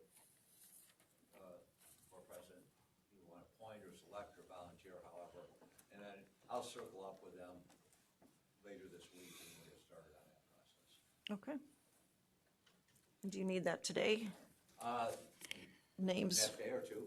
Okay. This week. So. This week, okay. Yeah. Okay. I did add students to our group of focus groups, just so we need to interview and add students to that as well. All right, number 10 then was about communicating information. And we had this conversation, this is more of a sit and get. Thank you. We had this conversation yesterday. Frank and I met with the communications director, and then I sent her some samples this morning. So as I mentioned, we have a lot on our website and we advertise. We think it's important for the state board to have a dedicated website to the superintendent search. I sent her an example this morning. We're doing a search in Chandler, Arizona, which is like 50-some thousand kids. And that's an active search right now. So I sent her, hey, here's a sample web page of what it looks like. The Michigan one was taken down already, or I would have sent that one. And here's what's on it. They'll have the timeline. So we'll revise the timeline based on what we talked about today. That timeline will be on there for the public to know. We'll have the opportunities. If we do have an open stakeholder session, that will be on there. We'll have the survey link and a QR code on there. As Mike said, if there's an advisory group and there's ways for public to give input, we would have that up there. We'll have the leadership profile report will be posted there. The job description will be posted there. If we have links to live stream events, we would like to do that. And certainly the links for the applicants to apply. So apply here, and that goes straight to the HYA website. So we've worked with your communications department on that, and I mean, if there's something else that you think ought to be on there, again, this is, we work with you and for you. We'll put it on there, as we will on our webpage. We actually, it wasn't a state level search, but the search the board president said, I think we ought to put on something from our Chamber of Commerce to show how attractive our community is. And we did that. So, I mean, there's all sorts of things that you can put on there. Yeah.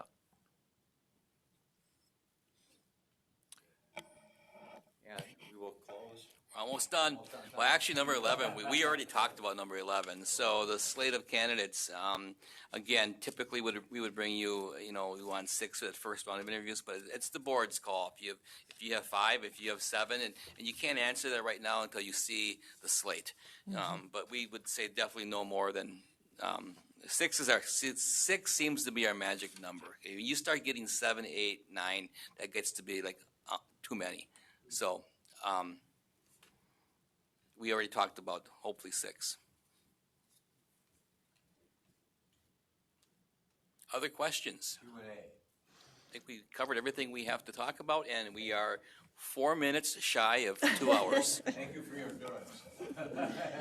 Any final questions, lingering thoughts? And we're going to be comments? here till I think 3 or 3:30, so Right. we're going to be around if you do have questions as well. Right, and you can probably even ask them during your interview if you just want to.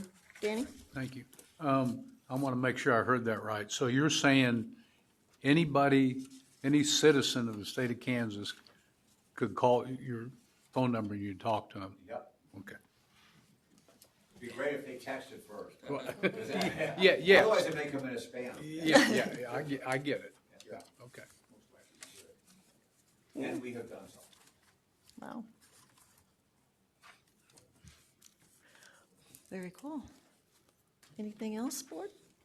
Jim? This is just a kind of off-the-wall thing. We're meeting with students next month. I wonder if maybe we could have some interview questions and talk to them. When we're meeting with the leaders of the groups, Career tech. I mean, they're student leaders from every organization. Maybe we could elicit feedback from them after we kind of explain what it is. Yeah. That might be an opportunity because we always interact with them. It's better if we kind of have an idea of what we're going to ask them. And for what it's worth, that Topic may of work. our table conversations. Yeah. Yeah. We'll be here then. That'd be great. You will? Is it during the board meeting? Noon during Tuesday. No. Wednesday. It's Wednesday It's of the Wednesday. meeting, and we go immediately and visit with kids. I imagine they could even work you in for lunch. So in Michigan, they had a student advisory group, and I don't know if is there a state group here, or is there an advisory group? We have state student council group that KSHA, under KSHA, Frank would know of that. But we will have the leaders of FBLA, FFA, they'll all be here next month. The state officers. State officers. So those are the leaders of of schools in Kansas right there, and they're going to be here. And we'll have lunch with them, so it's a perfect opportunity. What date will they be here? The Wednesday of our board meeting. January. January 14th. Yes, January 14th at Yes. noon, we'll have lunch. They'll be presenting to the board, about 8 of them, Oh, wow. first thing, and then we will break for lunch and go have lunch with them at the Docking Institute, just across. It does, yeah. And so will you guys be here at our board meetings to give us anything? Is that what? Okay, okay. Perfect. Thank you. Michelle? Just one quick question. On the state superintendent for Michigan, for the board that are they appointed? How is that board set up in the state of Michigan? They are elected. They're an elected board. There's 10 members. All at large. All at large. Wow. And the commissioner is the board chair, but doesn't vote. So that's interesting. But they are all elected. I do yeah. not want that. Yeah, so the vast majority are from the bigger, larger cities, Detroit, Lansing. The state Right. office is in Lansing. There's no one from the UP. Yeah. It's because where all the voters are, the population, it's all at large. So it's a very political, party-driven board. Oh, okay. Because ours is a little bit, I mean, we're kind of unique in Kansas, so I just was curious how Michigan was set up. Thank you. That's interesting that they're at large. Okay, well, I guess let me know if you have other thoughts on focus groups, or, hopefully we've hit a way for everybody to give input, which is what we're obviously wanting, in a way that makes sense. And I like the Zoom part. That's a whole lot better than just a survey for if people want to jump into that. Nice, okay. Well, honestly, I think this was the big part of the reason you guys rose to the top for us, was that you are so intent on and intentional on the feedback from not just the board, but the community, and give all the things to do that. So, yeah, that's good. Okay, well, I guess, absolutely. This is just when you put a survey out, what is, Oh, yeah. in your memory, what is probably the most common question that people fill a survey out, that you put out there that you get? So we ask, we always recommend 2 or 3 open-ended questions, and we said, what's most important to you? What are the personal characteristics, professional qualifications you think are most important? That's one, and the other is about the priorities. The way it's set up, we usually we hear from you all what the priorities should be. We make a big checklist out of that, use your strategic plan, and have people rank what's extremely important, blah, blah, blah. But then we just ask what priorities are most important to you. And we got over 1,000 responses, and our back office does a good job of analyzing that, but those get the most responses. I'm just curious, there's got to be a ton Oh, it's kind of fun. opinions out there. Yeah. Oh, yeah.